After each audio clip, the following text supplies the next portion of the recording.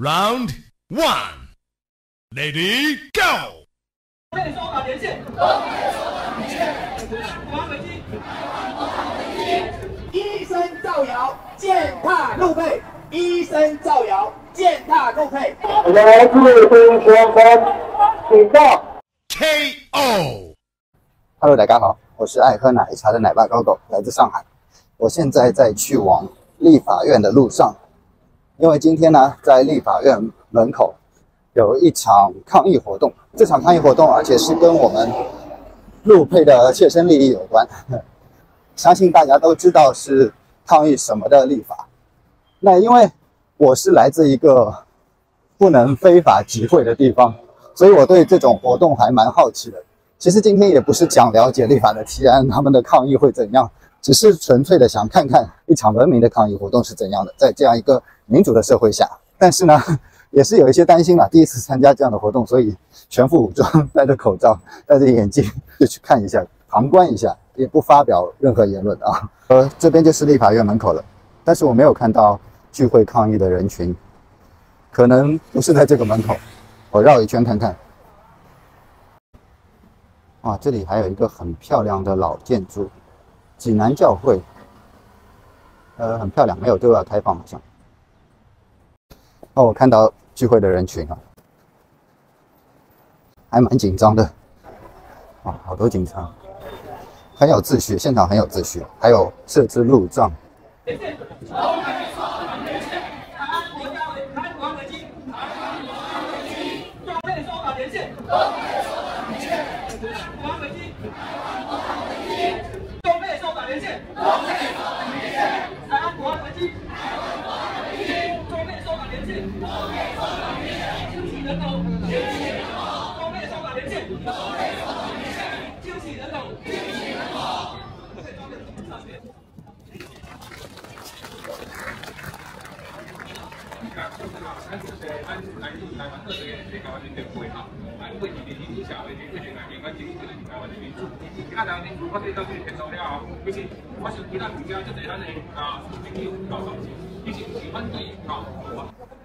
我们看完这边，然后去看看那边美国国旗的，然后这里是蓝色阵营，好像在移民署门口，两边在进行抗议。4年就可以拿身份证，那为什么我们路配一定要6年才可以拿到？对，为什么要这样歧视我们？这是我觉得很不公平的地方啊。我希望的是，我们两岸就是一家亲啊，就是一家人啊，不然我们都不希望有战争嘛啊。我们现在都希望大家过和平的生活，我们过好的生活，厚待感情，对吧？工作稳定，这就是我们要的。对，所以我希望民进党能够把我们路配当做一家人。我们只是比较晚来到台湾，并不是我们只是比较早而已，所以我们是一样的。所以我只希望得到公平的待遇。好，希望我们民进党可以听到我们路配的声音，我们两岸一家亲，和平这样子下去。好，谢谢大家。好，谢谢啊，我们的马小姐。那接下来呢，我们很高兴啊，我们国民党的小辣椒立委啊，我们的徐立委啊，他今天也来声援我们的路配啊，我们请徐立委来跟我们讲几句。好，那我想呢，今天是有跟这个国民党团这边呢来沟通过，那所以我今天代表的不是我个人的身份，而是国民党团，那一起来接下今天的陈情书。那我想呢，我不会特别用陆配或者是外配来称呼，因为都是新移民。所以我想，我们对于新移民是一视同仁。我们非常感谢新移民朋友来到台湾之后，在台湾社会当中，我们组建了新的家庭。我们有小朋友，我们有爸爸妈妈，有阿公阿嬷，两边的阿公阿嬷，这样子一个在中华民国组建的家庭，相关的权益，我们都希望能够一起来守护。爸爸妈妈生病了，爸爸妈妈没有办法取得相关的权益，它影响的不是爸爸妈妈个人，而是整个中华民国的家庭，包含我们中华民国的孩子。所以，怎么样让新移民的权益能够有一定程度的守护，它也是为了我们中华民国的下一代小朋友来做着想。所以呢，今天代表国民党团来收下这样的陈情书。那在国民党立法院里面呢，我们也有很多的委员提出了相对应的法案。那未来我们会支持来通过，那让我们新移民的权益能够得到守护。谢谢。放弃国籍，陆配就是中国人，也是台湾人。陆配来，邱泰山主委自己说的，两岸不是两国，所以没有放弃国籍的问题。好，我们邀请我们这个陆委会的人啊，来陆委会的长官来接下我们的陈情函，也希望陆委会能够善待我们台湾的媳妇。好，谢谢啊，谢谢大哥。好，来，陆委会加油，陆委会加油。那今天呢，我们在这里啊，来向这个我们的国民党团还有呢陆委会陈情，希望呢他们把所谓的陆配一视同仁。我们没有要求更多，我们希望就是让他们一视同仁，因为他们不是只有单独的自己，他们还有他们的家庭。不要选举的时候才来骗选票，说要他们支持，选后就漠视他们的权益所以今天游志斌带领我们的大家来跟大家说明这件事情。我们请这个游志斌再做最后的补充，谢谢。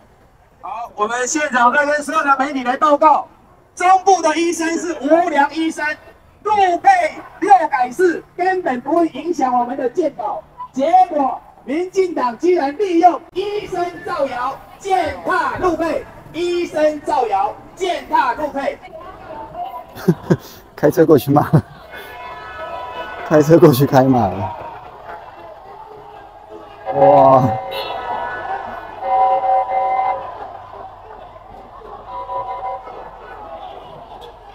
刘志斌先生，刘志斌先生，你在济南路一段违反集会游行法，你的集会未经签署，已经违反集会游行法规定。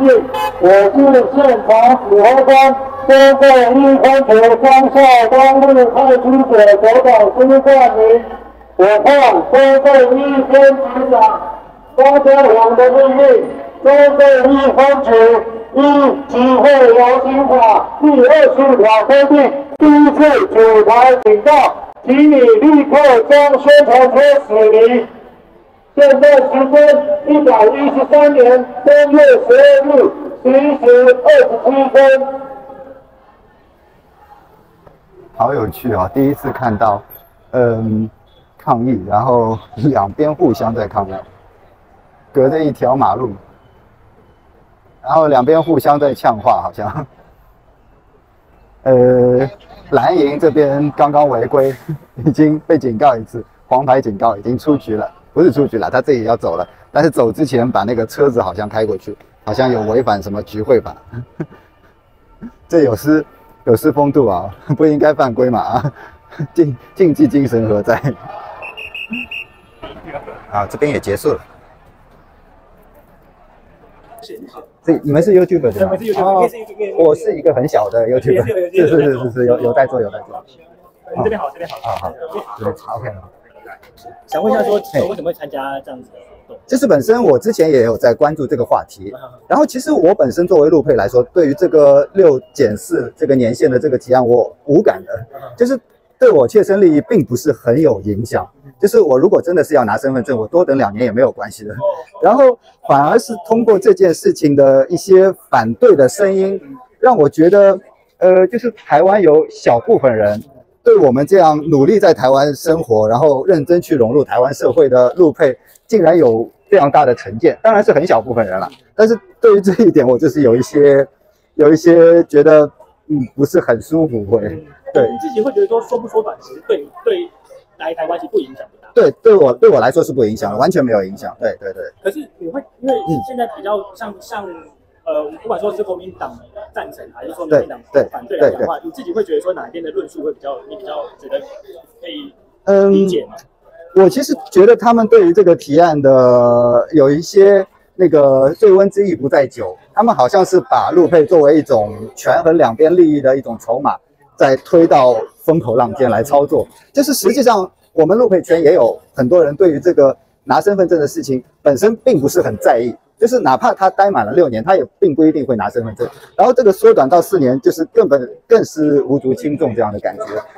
然后两边的论述其实就是我觉得是背后有其他的利益在操作的关系，所以我本身觉得这个利益不是很要紧。之前我有去就是跟一些聊天，他们是说，比如说有些是中配的新娘进来，就是他们是跟老兵或者说跟对，他可能结完婚之后他就离婚，会有这种比例。其实以陆配来说，在很早以前可能会有这样的行为，假结婚，那个时候假结婚嘛。但是现在就是我不知道从什么时候开始啊，我们现在进来要结婚的第一步就是在机场进行面试，就是有面试官来对你审核，看你是正经的谈感情、谈爱情，还是说抱有其他目的这样子。所以有这一道流程在，我相信那些人也是很有经验的，就是已经对你面试了嘛，那能进来的肯定就是没有问题的。这个随着年代，我觉得怎么说呢，就是从经济很实际的经济来出发，那个时候可能台湾的经济要比大陆那边好很多。那现在相对来说，我是来自上海的，那上海其实跟台北真的差别不是到太大，那就会抛开一些外界的因素，然后纯粹是因为真的有感情，跟我太太真的有感情才来台湾。像我这样的人，可能现在越来越多。像以前可能会有你所说的那样的假结婚的情况，但是现在很少。那我就问一下，因为你之前有人提到案例说，比如说如果是其他乡镇或者说省的要进来上海，是不是难度比对，是这样的，因为差在哪里？上海简单来说的话，其他省的人入籍上海要经过10年，大概10年这样的一个流程。那台湾现在是6年嘛，但是有一个很明显的区别，就是台湾总人口大概2300万，那入籍现在总共大概30几万，而上海的本地人口大概也是2000多万，那外籍就是流动人口总共在上海的也有2000多万，也就是上海其实有4000多万的人口，但是只有一半是上海人，所以上海人对外省的人入籍上海会比较严苛一点，也是公共资源的一个关系嘛。对。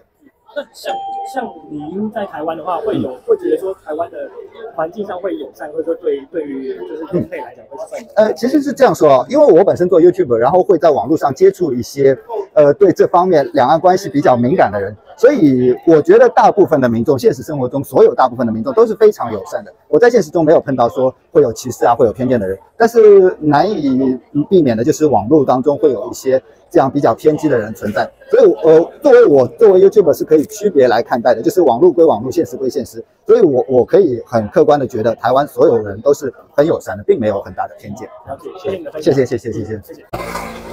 哦，口罩好闷哦，好像没有必要戴口罩。就是刚刚有被另外一个 YouTube 电台采访，其实也是蛮有意思的，就是他采访我都是一些很客观、很理性的问题。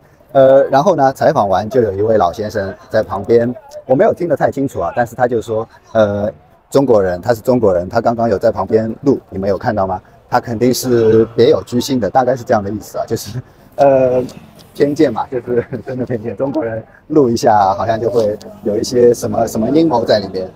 这种人也是不可避免的会存在。当然，我是分得非常清楚的，这可能是我现实当中第一次碰到，比较近距离的接触到比较极端的人士嘛。那当然我知道大部分台湾人都是非常友善的，而且像今天这样的一个抗议活动，其实真正关注的人可能很少，现场并不是到很多人的情况。好了，那我们今天看热闹旁观，也还是被采访发表了一番意见，那就先到这里，那我们下期再见，大家再会，拜拜。妹妹睡醒了。